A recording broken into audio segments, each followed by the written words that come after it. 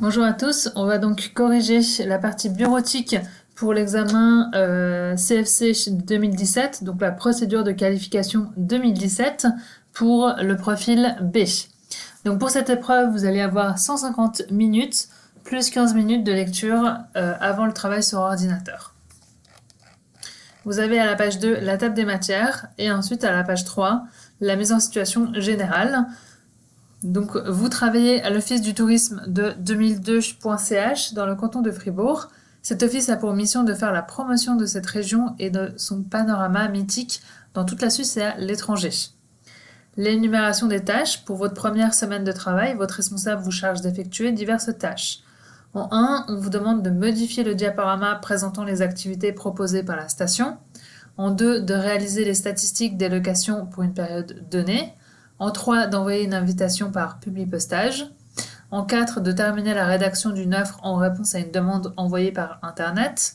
En 5, de préparer le document de présentation de l'historique du développement de la station. Donc, à côté de chaque tâche, vous avez l'information du nombre de points.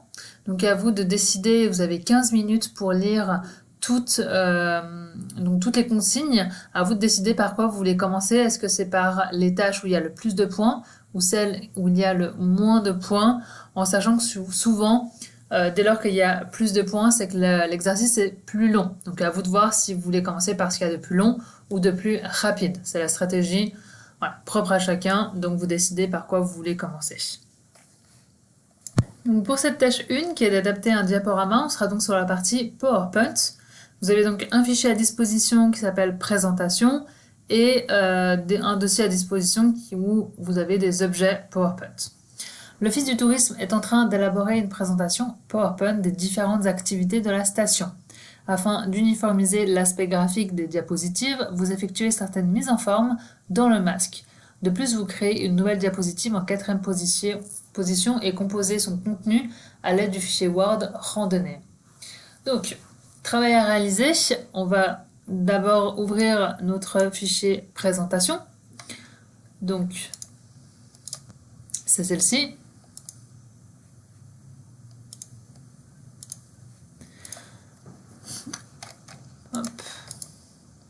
Donc, on vous demande, la ligne graphique doit être modifiée de la manière suivante. Donc là, on va modifier le masse des diapositives. Donc dans affichage, masse des diapositives. Et on va modifier la première diapositive. Donc je vous rappelle que la première ici, donc il faut bien lever le curseur, la première modifie toutes les autres. Après, si on doit modifier spécifiquement une diapositive ou un titre de disposition de diapositive, on ira spécifiquement dans celle qu'on veut. Mais si vous voulez quelque chose qui doit être uniforme à toutes les autres, vous allez aller dans la une, c'est la diapositive modèle. Donc l'arrière-plan doit être bleu clair. Donc là, vous avez plusieurs possibilités. Soit vous faites un clic droit, mise en forme de l'arrière-plan. Attention, il faut bien se placer en dehors du cadre. On ne va pas se placer là-dedans, sinon on va modifier l'arrière-plan de la forme. Vous pouvez aussi aller dans masse des diapos, style d'arrière-plan. Okay, ça revient totalement au même. Donc là, on va faire un remplissage unique, donc bleu clair. Vous choisissez le bleu clair que vous souhaitez. Ensuite, la police de caractère pour les titres est en Arial. Donc on va sélectionner notre titre et on va mettre de l'Arial. Donc je vous rappelle aussi que le masse des diapositives, on est uniquement sur de la customisation, sur l'insertion d'images, de la mise en forme, etc. Jamais sur du texte. On ne va jamais modifier le texte dans le masque. Donc les titres sont en bleu. Donc là, je sélectionne toujours mon titre. Je vais modifier la couleur en bleu. Donc là, vous n'avez pas d'information de code RVB, donc vous mettez le bleu que vous souhaitez. Ne perdez pas trop de temps à demander quel bleu c'est. Si on ne vous donne pas l'information, vous mettez celui que vous voulez. Le logo fourni est placé sur toutes les diapositives. En haut à droite, sa taille est réduite. Donc on va insérer le logo, apparemment qui est fourni. Donc on va aller dans Images.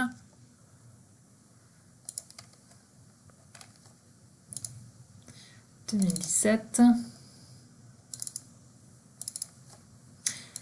Donc voilà, là on a le logo. Donc la taille est réduite et on le veut en haut à droite.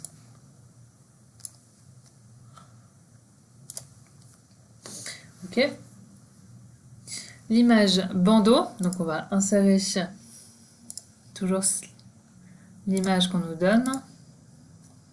Donc bandeau, insérer. D'insérer en bas et la taille doit être ajustée à la largeur des diapositives. Elle ne doit pas empiéter sur les zones des pieds de page. Donc ça veut dire que il va falloir insérer notre bandeau et remonter notre pied de page. Donc déjà, on va remonter ici notre cadre. Hop, sélectionner tout le bandeau des pieds de page et là je remonte. Donc là je remonte les éléments avec les flèches du clavier. Vous pourrez aussi remonter comme ça. Là je vais étendre mon bandeau pour qu'il s'adapte à la taille des diapositives. Et on peut voir donc notre bandeau s'adapte à la taille et n'empiète pas sur notre pied de page. Ça, je peux un petit peu redescendre. Et vous voyez que ça s'est modifié sur chaque diapositive parce qu'on l'a fait via la diapositive mère. Ensuite, le logo ainsi que l'image bandeau n'apparaissent pas sur la diapositive de titre. Donc ça veut dire que là, on a une spécificité pour une disposition spécifique. Donc on va aller sur la diapositive de titre, c'est celle-ci, et on va cocher « Masquer les graphiques d'arrière-plan » pour faire disparaître automatiquement les deux images qu'on a insérées. Le diaporama tourne en boucle sur une borne, les diapositives changent toutes les 5 secondes avec toujours la même transition. Donc là, on va aller dans « Transition » pour faire... Attention, vous avez deux informations dans cette phrase. Le premier, c'est que le diaporama tourne en boucle, et le deuxième, c'est les transitions qui sont identiques et qui se changent toutes les 5 secondes. Donc là, on va s'occuper des transitions. Donc là, vous mettez celle que vous voulez. Donc là, moi, j'ai mis fondu, et elle change après 5 secondes, et je vais appliquer partout. Comme ça, on a sur toutes les diapositives la même transition. Et pour notre diaporama, il va falloir quitter notre masque, aller dans Diaporama, configurer le diaporama et exécuter en continu jusqu'à échappe. Ok. Ensuite, ajouter sur toutes les diapositives sauf celle du titre. Donc là, on va aller dans l'insertion en tête et pied de page. On va donc mettre la date mise à jour automatiquement. Donc la date en bas à gauche, donc elle est mise ici en bas à gauche par défaut. Le numéro de la diapositive en bas à droite, donc numéro de diapositive qui est mise en bas à droite. La diapositive de titre n'est pas numérotée, la diapositive 2 porte le numéro 1, donc ça on le verra juste après. Et votre nom en bas au centre, donc pied de page, c'est ce qu'il y a au centre, et vous allez mettre nom, votre nom. Donc là vous mettez vous votre nom, moi je le mets comme ça pour que ce soit générique. Hein. Et on veut que tout apparaisse sauf sur celle de titre, donc on coche ici ne pas afficher sur la diapositive de titre et appliquer partout. Donc là vous voyez que sur la diapositive 2 on a la numérotation 2, nous on aimerait que cette diapositive 2 commence avec le 1. Donc pour ça, on va aller modifier là dans création, taille des diapositives personnalisées.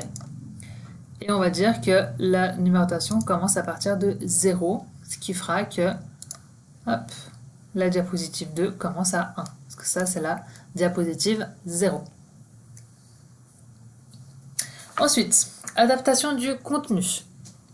Donc, sur la diapositive de titre, donc c'est celle-ci, insérer l'image carte au centre et derrière le titre. Donc, on va insérer une image et on veut la carte, insérer. Donc, elle est centrée, un petit peu rapetissir, et derrière le titre, donc on va faire un clic droit et mettre à l'arrière-plan. Comme ça, il y a notre titre qui va se mettre par-dessus. Effacer le ciel en supprimant quelques centimètres du haut de l'image. Donc, on va aller dans l'orognage. et on va renier l'image pour supprimer le ciel.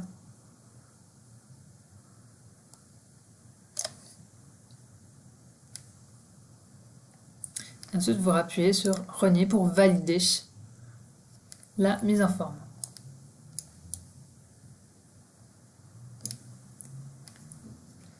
Je vais bien la centrer. Voilà. Corriger l'image en contraste et en luminosité de sorte que le texte apparaisse nettement par-dessus. Donc là, j'ai sélectionné sur mon image.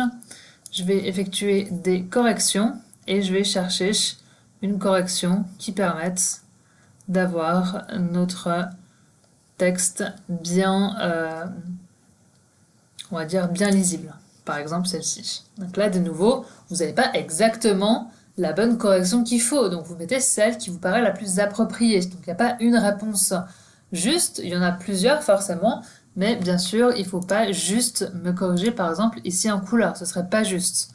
On veut vraiment dans la correction modifier la luminosité et le contraste, pas la netteté, donc on est sur ces possibilités-là.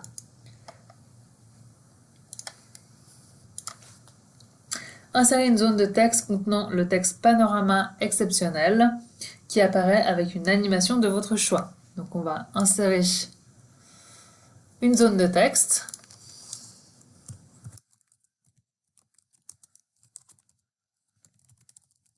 Donc le but c'est que le texte il se voit, hein. Donc on va augmenter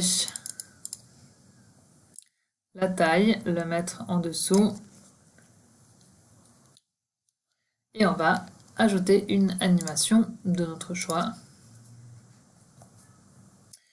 Donc deuxième diapositive, randonnée proposée, insérez les deux formes suivantes. Elles sont groupées et apparaissent avec une animation de votre choix. Donc là, on va devoir insérer un petit smiley avec un petit nuage comme s'il réfléchissait. Donc on va insérer une forme et on va chercher notre petit smiley comme ceci. Et on veut donc avec l'insertion d'une autre forme et le petit nuage qui est donc ici. Hop. On augmente les petits points pour que ce soit le plus ressemblant à notre exemple. Hein. Comme ça. Et on va donc animer notre forme en sachant qu'elles sont groupées. Donc hop, je sélectionne les deux formes comme ça et je vais les grouper. Parfait. Et la forme avec l'animation de notre choix. Ok. Troisième diapositive, donc c'est celle-ci. Le sentier panoramique. Extrayez l'image qui se trouve dans le fichier PDF Panorama Molaison. Donc on va ouvrir notre fichier PDF. Donc on va l'enregistrer sous. On nous demande de l'enregistrer sous le nom de nom-prénom Panorama.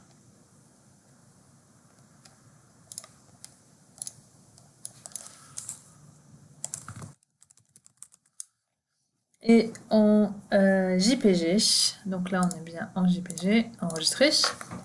Et on va ensuite l'insérer sur la troisième diapositive, elle est redimensionnée et placée judicieusement. Donc, image, panorama, inséré. Et là elle s'est adaptée au cadre, je vais un petit peu la déplacer, l'agrandir un peu pour que elle soit bien disposée. Donc, insérer une diapositive en quatrième position en tenant compte des indications suivantes. Donc, on va insérer une diapositive, titre et contenu. Le titre de la diapositive, c'est le sentier botanique. Et on doit la diapositive est complétée avec une liste à puces réalisée à partir des informations se trouvant sous la rubrique Le sentier botanique du fichier PDF Word randonnée. Donc on va chercher notre fichier randonnée, notre fichier Word, et prendre les informations sous le sentier botanique, ici. Donc là, je vais copier tout le texte. Après, je ferai les modifications. Je vais coller. Et il faudra faire des listes à puces.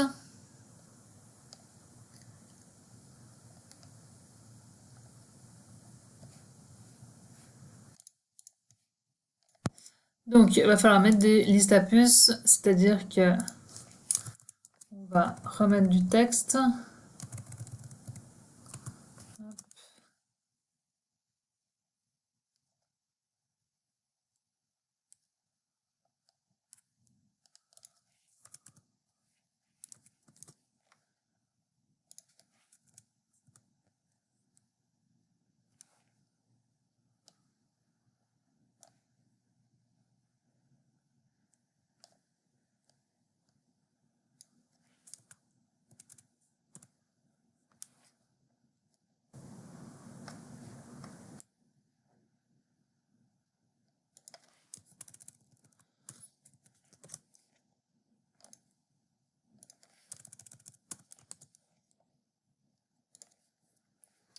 Ok.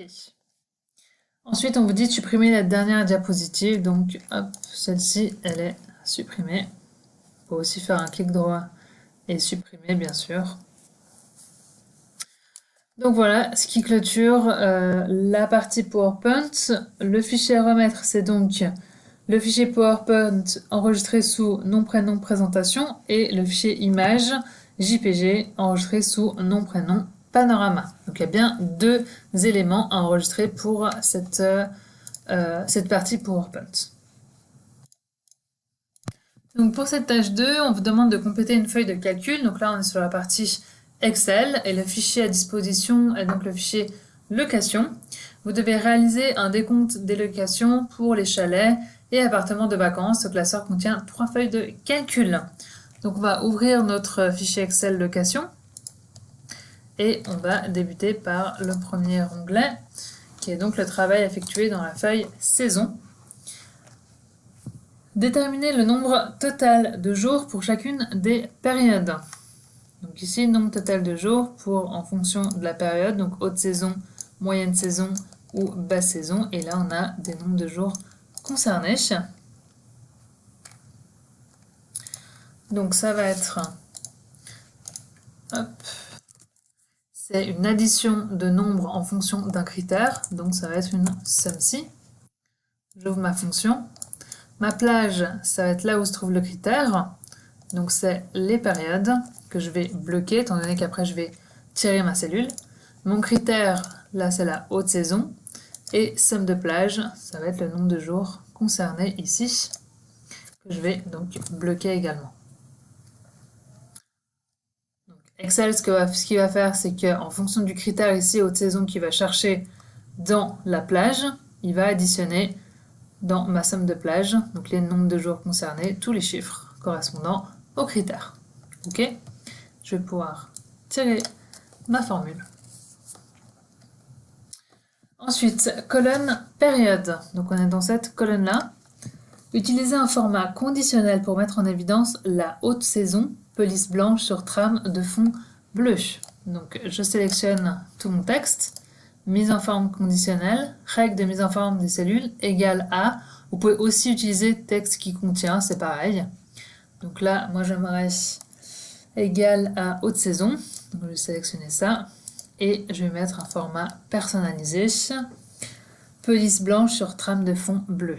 Donc ma police couleur blanche sur le remplissage bleu. Hop, je vais mettre un petit peu plus foncé comme la police elle est blanche. Et là on voit le résultat et OK.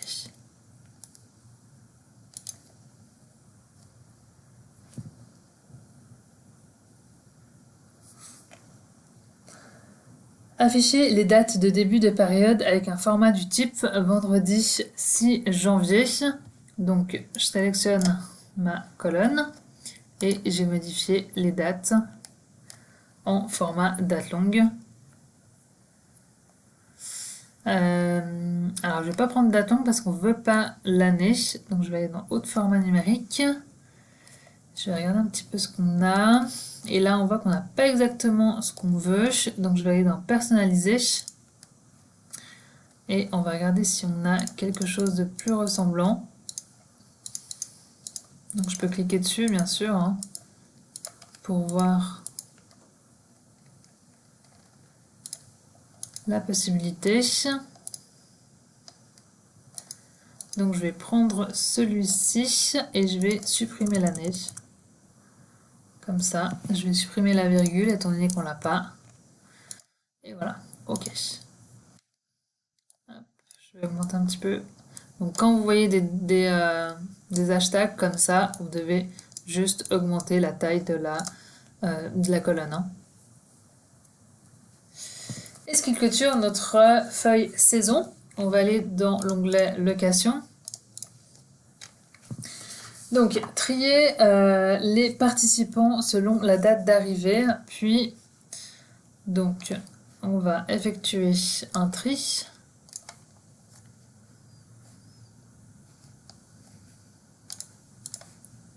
Donc je vais commencer par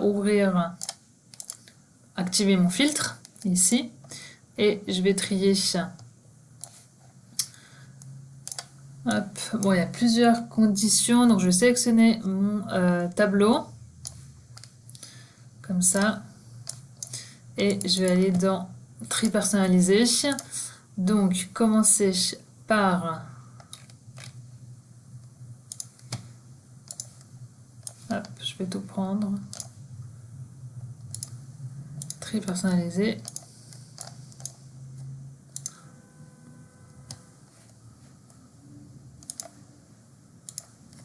Ok.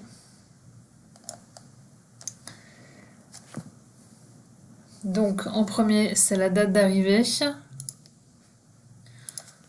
du plus ancien au plus récent. Ensuite, en fonction du nom, donc ajouter un niveau. Et le nom. Donc les tris se font du plus petit au plus grand et par ordre alphabétique, ordre croissant, donc de A à Z. Ok.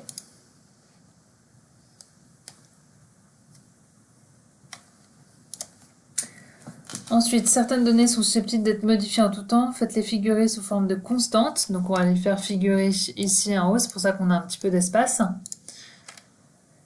Calculer ou afficher pour chaque location. Donc pour chaque location, ça c'est une location, ça c'est une deuxième, une troisième, quatrième, etc. Donc chaque ligne est une location différente. Hein. La saison qui se déduit en fonction du jour d'arrivée. Donc là, on va calculer donc cette saison. La feuille saison doit être utilisée pour connaître quel est le type de saison, haute, moyenne ou basse. Donc hop, dans cette feuille, vous avez donc les périodes donc, pour savoir la saison. Hein. Donc, en fonction de l'arrivée, quelle est la saison correspondante? Donc, c'est là, vous voyez que on a des dates ici qui correspondent peut-être ou peut-être pas aux dates exactes. Donc, par exemple, là, on a le 7 janvier, le 4 février. Donc le 7 janvier, on l'a. Le 4 février, on l'a. Ensuite, les 11 février, on a. 4 mars et 11 mars. On a donc le 4 mars et le 11 mars. Donc bon, tout est correct. Donc on a des valeurs qui sont correspondantes. Donc on va effectuer une recherche. Donc c'est une recherche V étant donné que le tableau dans la saison est en vertical. Donc la valeur cherchée, ça va être notre date d'arrivée, c'est ce qu'il y a en commun entre les deux. Date des matrices, c'est notre tableau ici. on va bloquer étant donné qu'on va tirer notre formule. Numéro d'index, notre résultat, c'est la deuxième colonne. Et valeur proche, donc là, on a vérifié que toutes les dates d'arrivée ici sont exactement les mêmes que dans l'autre tableau. Donc on est à 0. Si ce n'était pas le cas, c'est-à-dire que si on n'avait pas exactement les mêmes dates, on aurait pu mettre un 1 et on était en valeur approximative, ça aurait fonctionné aussi. On aurait dû chercher la date la plus proche dans le tableau. Et là, toutes les dates sont exactement les mêmes. Donc on peut mettre 0. Et je vais tirer ma formule. Un petit peu augmenter ici. Ensuite, le montant de location de la literie. Donc on est ici. Si l'option literie a été choisie, donc si là c'est oui, on aura donc le montant facturé sera de 50 francs par semaine. Donc, hop, je vais mettre ici literie. On est à 50 francs par semaine. Donc c'est ainsi. Si ici on a un oui, alors on sera à 50 francs par semaine, ici avec la durée. Donc mon test logique, si ça est égal à oui, alors 50 fois durée en semaine, et mes 50 ici, je vais les bloquer. Si c'est faux, eh ben, on aura 0, on n'a pas de montant de location. Et je vais tirer ma formule. Ensuite, pour le montant du nettoyage, on nous dit qu'il est facturé 80 francs par semaine. Pour un chalet occupé par 8 personnes ou plus, il passe à 120 francs par semaine. Donc, pour le montant du nettoyage, on est donc ici. Il est facturé 80 francs par semaine. Pour un chalet occupé par plus de 8 personnes ou plus, il passe à 120 francs par semaine. Donc, le nettoyage, c'est donc 80 francs et hop là, 120 francs si jamais il y a donc, c'est à partir de 8 personnes et si c'est un chalet. Hein. Parce que vous voyez qu'on a soit des appartements, soit des chalets. Et donc ça c'est par semaine et ça c'est par semaine également. Pareil pour là, c'est par semaine. C'est important de mettre par, si c'est par semaine, par jour, etc. ou par personne, ce qui nous permet vraiment de faire la multiplication souhaitée. Donc, si on a donc ici un chalet et qu'on a 8 personnes, alors, donc là on a un et, vous voyez qu'il y a deux conditions, donc je vais dans mon et. Première condition, c'est que notre nombre d'adultes soit supérieur ou égal à 8, bloqué, et que ici notre type de chalet ou appartement soit égal à chalet bloqué.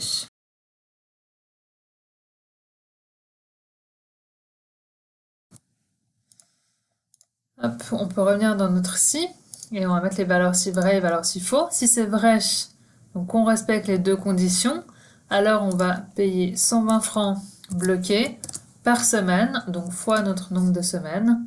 Si c'est faux, on va payer 80 francs bloqués fois notre nombre de semaines. Et je tire.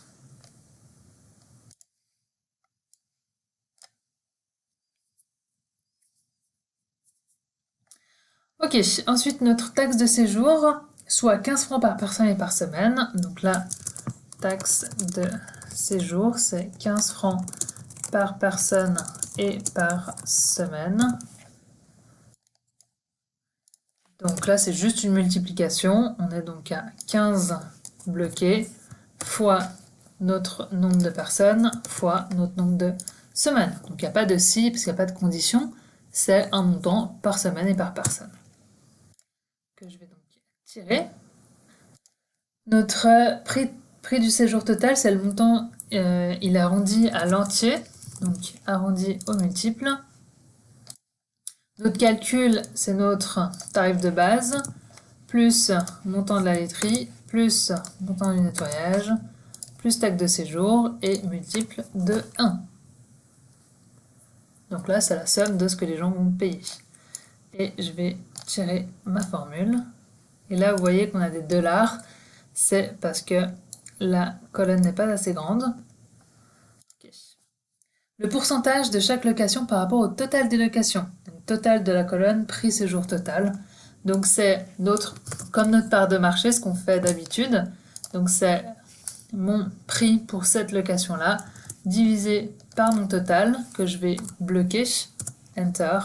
Et vous voyez que ça s'est directement mis en pourcentage parce que la colonne était déjà en pourcentage. Déterminer ensuite le nombre de locations par type d'appartement ou chalet. Donc ça va être ici. Donc là, c'est le nombre de locations, donc combien de fois il y a A12, combien de fois il y a A24, etc. Donc c'est un NBC, c'est un nombre en fonction d'une condition. La plage, ça va être notre type de location que je vais bloquer étant donné que je vais tirer ma formule. Et mon critère, ça va être mon type de location, ici. Et OK.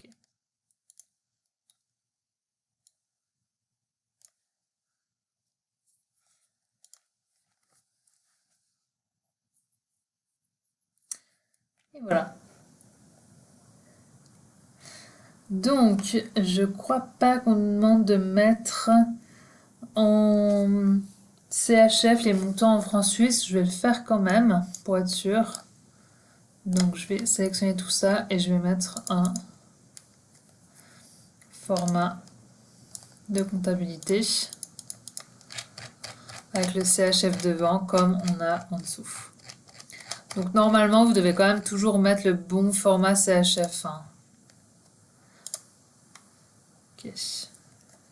Et pareil ici.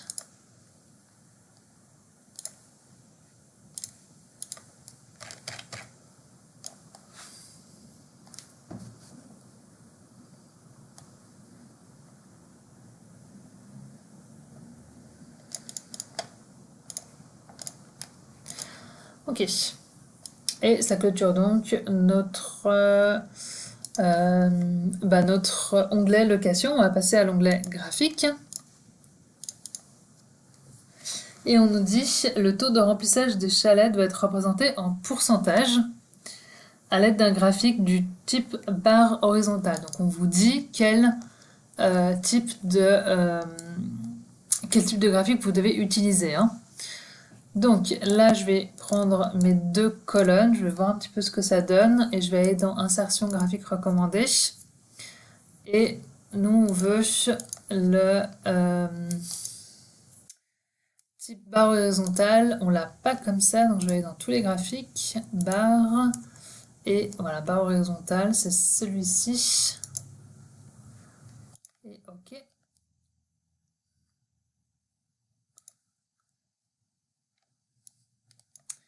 Donc, on nous dit, le graphique affiche le taux de remplissage et le nom du mois.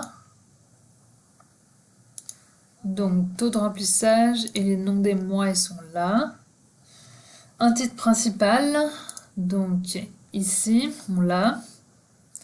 Le ou les mois avec les plus forts taux d'occupation doit figurer dans une autre couleur. Donc, on voit qu'il y en a deux. Donc je vais cliquer sur le premier ici. Donc je clique une fois et je clique une deuxième fois et voilà. Et je vais modifier la couleur dans le format. Je vais mettre en rouge. Et pareil pour celui-ci qui est le deuxième. Et je vais modifier pour pas que ça aille jusqu'à 120. Donc je double-clique sur mes données. Et je vais mettre maximum 1. Enter. Comme ça s'arrête à 100%.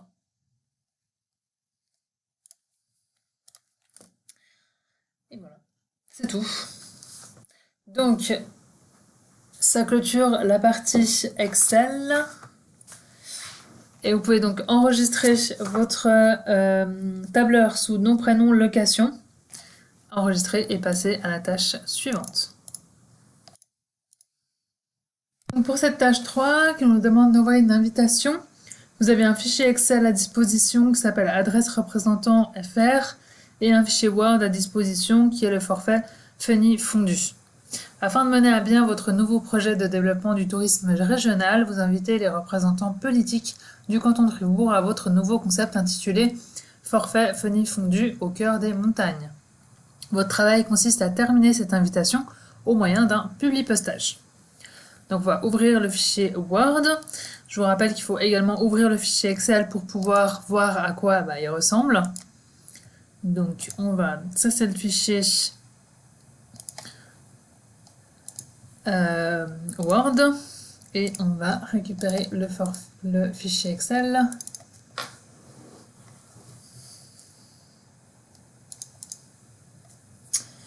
Ok, donc j'ai les deux ouverts. Donc, les indications techniques. Le texte en rouge dans le document de base doit être remplacé par des champs. Donc, première des choses, je vous rappelle, puis postage, sélection des destinataires, utiliser une liste existante. Et on va coupler notre fichier Excel. Ouvrir. Ok. Donc, travail à réaliser. Au moyen du fichier d'adresse qu'on a fait, vous devez compléter l'invitation à votre disposition en tenant compte des indications suivantes.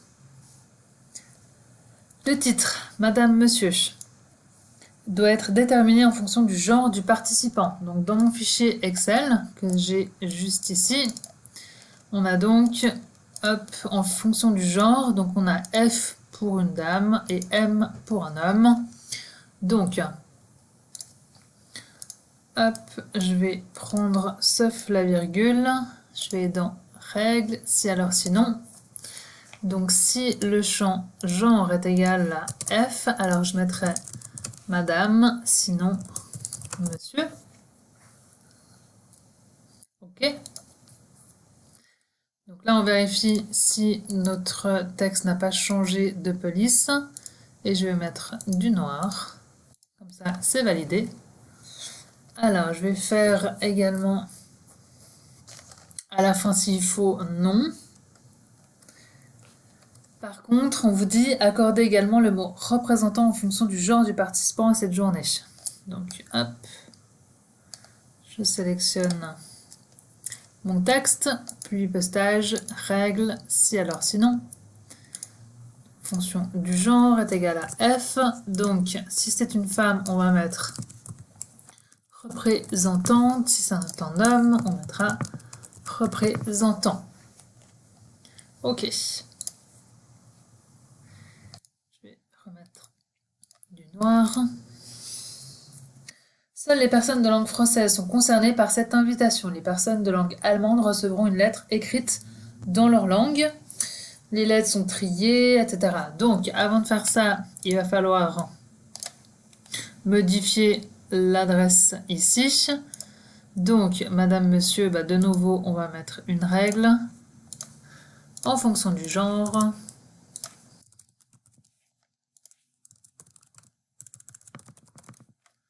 Ok. Et ensuite, on va mettre les coordonnées. Donc, insertion échange de fusion.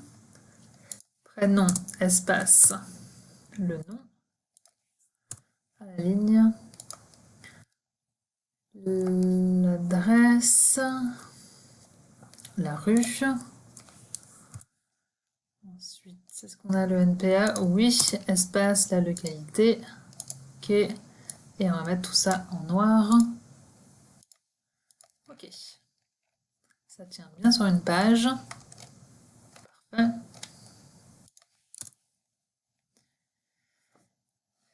Et on va filtrer, donc plus postage, modifier la liste, et on nous dit qu'il faut uniquement envoyer aux personnes de langue française. Donc on va regarder notre fichier Excel et savoir comment est-ce qu'on voit. Donc effectivement, si c'est quelqu'un de langue française, il y a marqué un F dans langue.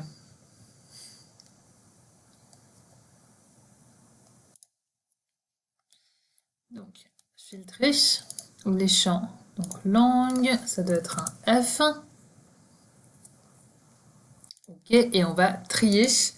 Les lettres sont triées par ordre alphabétique sur le nom du représentant. Donc nom, croissant, OK. Et OK.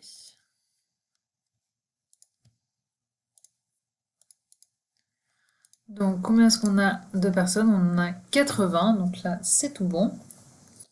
Terminer le document principal et réaliser la fusion de ce pluripostage. Donc on va enregistrer ce fichier sous, donc ça c'est l'invitation, c'est le document principal, est enregistré sous nom, prénom, forfait, funny fondu, et on va terminer et fusionner, et on va enregistrer le nouveau document, donc le résultat de la fusion, c'est ça, qui est enregistré sous hop, nom, prénom, forfait, fusion. Moi je le modifie un petit peu différemment, mais vous le mettez vraiment comme mentionné à la fin de la tâche. Donc les deux documents sont à remettre, donc là vous pouvez mettre OK. Et ce qui fait que la tâche 3 est déjà terminée, donc vous voyez c'est assez rapide. Donc vous pouvez enregistrer et fermer et passer à la tâche suivante. Donc pour la tâche 5, qui est donc de mettre en page un document, on est sur la partie Word.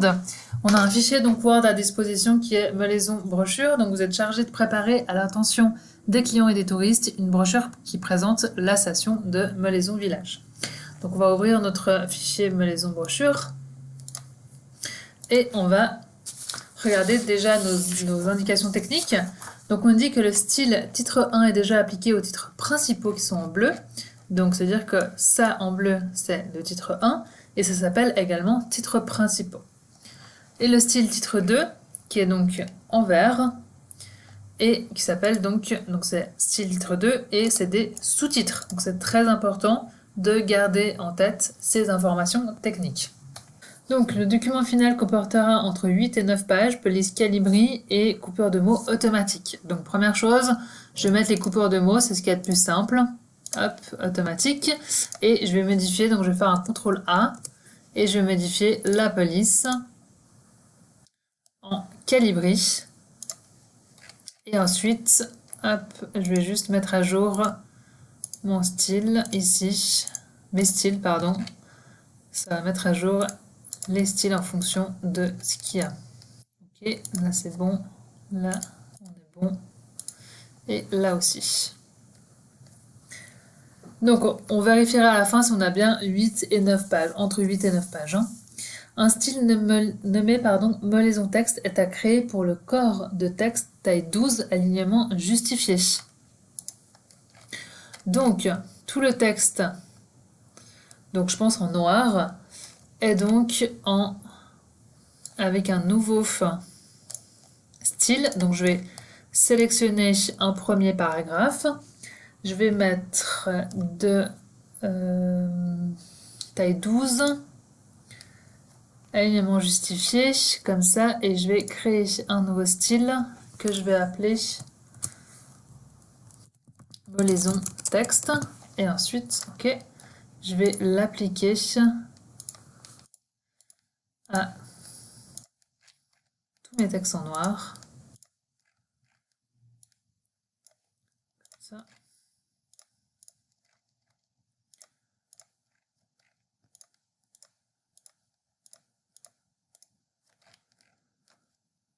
Donc, ils disent vraiment de créer un nouveau style. Donc, c'est pour ça que je modifie pas le style normal. Hein.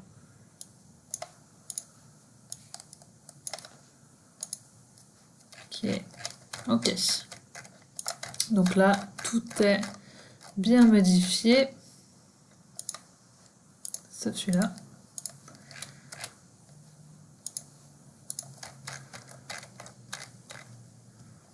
Ok. Ensuite, la première page n'a ni en-tête ni pied de page, donc je vais double-cliquer sur mon en-tête. Première page différente. Voilà. Les pages suivantes contiennent un pied de page muni du nom du fichier automatique à gauche et de la numérotation automatique des pages à droite. Donc je vais aller sur ma deuxième page. J'ouvre mon pied de page. À gauche, je vais mettre le nom du fichier automatique, donc descriptif du document, nom du fichier. Et à droite, je vais mettre mon numérotation de page. Ici, page. OK.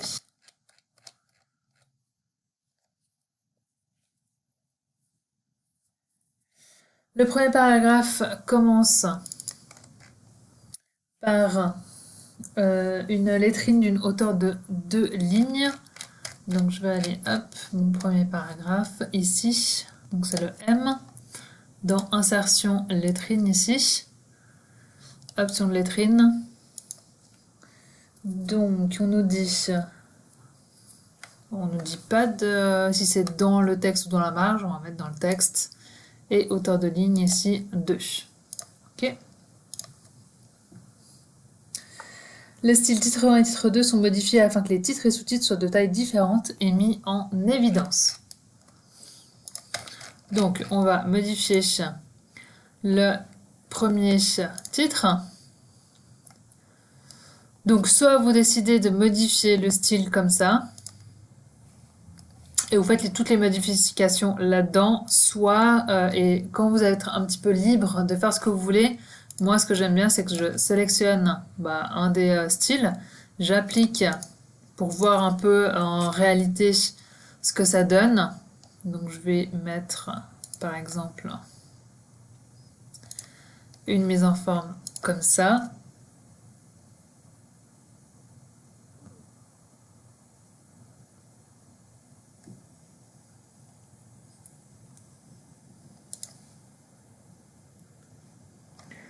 Et ensuite, je vais mettre à jour et comme ça l'applique partout. Ensuite, pour le style 2, hop, comme ça, et je vais mettre à jour. Pour l'instant, on ne dit pas trop comment est-ce qu'il faut les mettre en évidence. Donc, vous faites vraiment en fonction de ce que vous voulez, mais il faut que ce soit de tailles différentes. Donc là, c'est du 14, là, c'est du 18. Ensuite, les styles titre 1 et titre 2 sont hiérarchisés avec une numérotation de type 1, 1A, 1B, 1, 2, pardon. Donc, première chose, je vais sélectionner un de mes titres, titre 1 ou titre 2, n'importe. Je vais aller dans ma liste à plusieurs niveaux et je vais sélectionner celui qui est le plus proche de ce que je souhaite. Je vais prendre celui-là, même si c'est des chiffres, on va changer par la suite, mais au moins on a le lien avec le style et la numérotation. Donc je l'applique et je vais retourner, je vais définir une nouvelle liste à plusieurs niveaux et là je vais pouvoir modifier mes niveaux. Donc premier niveau, on veut des lettres A, B, C, etc. Donc je sélectionne sur 1 et je vais modifier ici avec le style de nombre pour ce niveau, c'est des lettres majuscules. Et le deuxième niveau, c'est du chiffre, donc je vais pas le toucher. Et OK. Et ouais, là on est à 1, A, B, B1, B2, B3, etc. Ensuite, les styles titre 1 et titre 2 sont hiérarchisés, c'est ce qu'on a fait. Les titres de niveau 1 ont une bordure inférieure et commencent sur une nouvelle page. Donc, je vais sélectionner ou je vais modifier. On va passer par la modification. Commence sur une nouvelle page, format paragraphe, enchaînement, saut de page avant. OK. Et ont une bordure inférieure, donc format bordure. Et là, on va mettre une bordure inférieure, donc c'est sur le bas. Et je peux enlever ma trame de fond si c'était pas très utile. Et OK.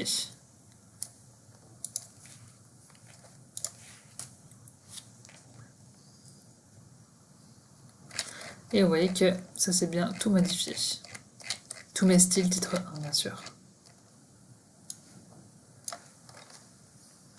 Les légendes automatiques suivantes, Teleben, William Dunkel, sont associées aux images correspondantes.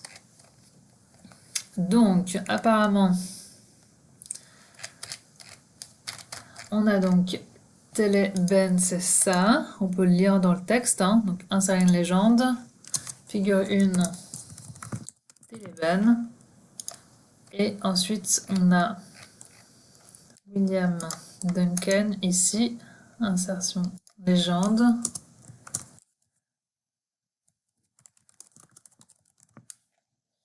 Ok.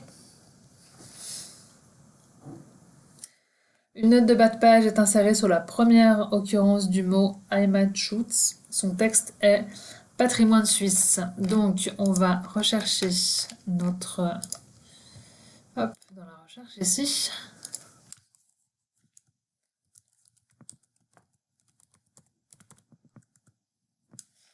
Ok. Il faut donc, sur la première fois que je le vois, donc c'était bien là où j'étais, c'est ici. Donc, je vais insérer en référence une note de bas de page. Et la note de bas de page, c'est donc patrimoine suisse. Ok. Ensuite, la deuxième page contient une table des matières générées automatiquement munie du titre sommaire. Le titre est mis en évidence et n'apparaît pas dans la table des matières. Donc, ça veut dire que en deuxième page, donc là je vais mettre un saut de page.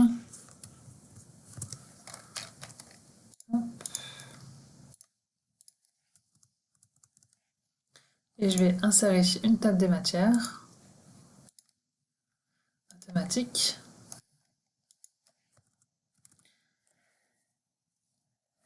Et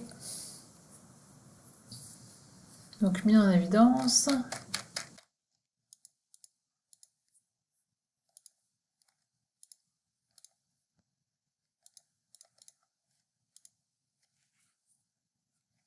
Ensuite, à la fin du document, ajouter une page supplémentaire qui contient, donc je vais aller tout à la fin, et si on veut ajouter une page supplémentaire, c'est-à-dire que je dois mettre un saut de page, et je vais mettre une table des illustrations,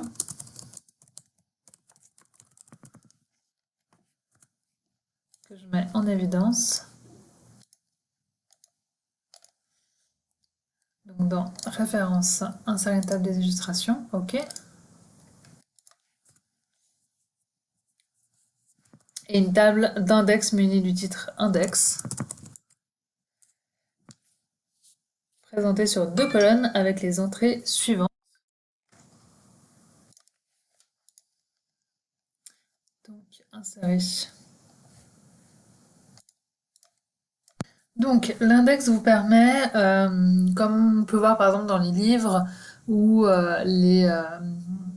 des manuels un peu scolaires, où ça renvoie par rapport à un terme ou un nom ou juste un mot, ça renvoie vers quelle page ce mot, ce terme est cité. Donc c'est à ça que ça sert l'index.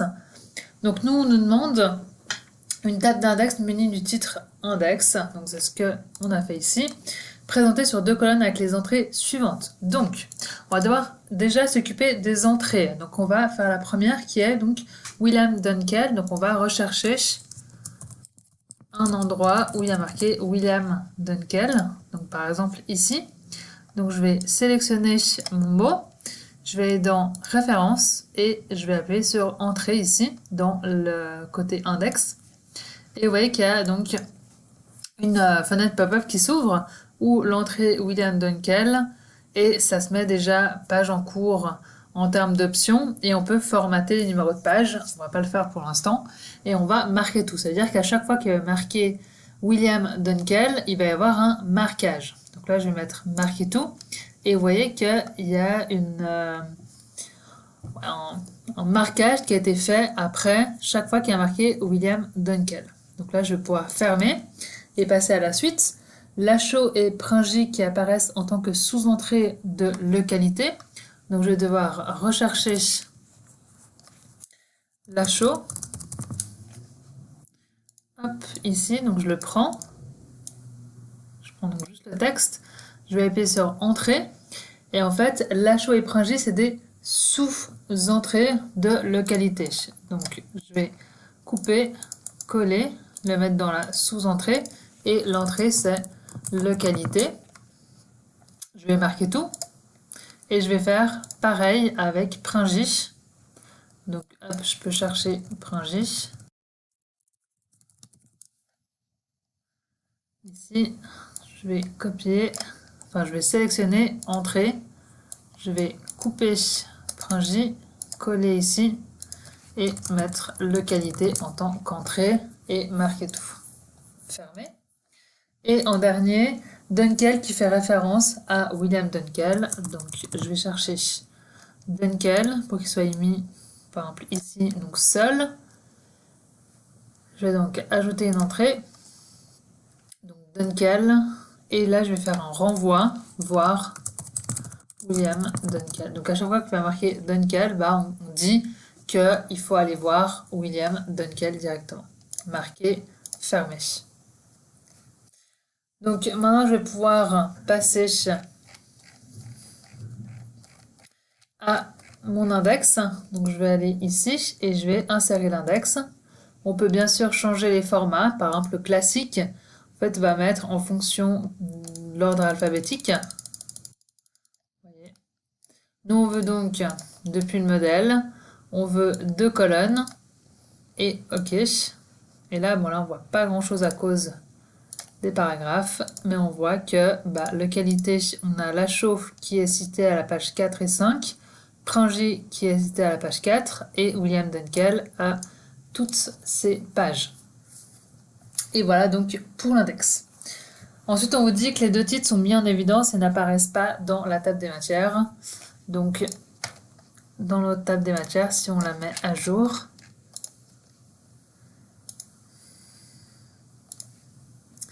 mettre à jour toute la table.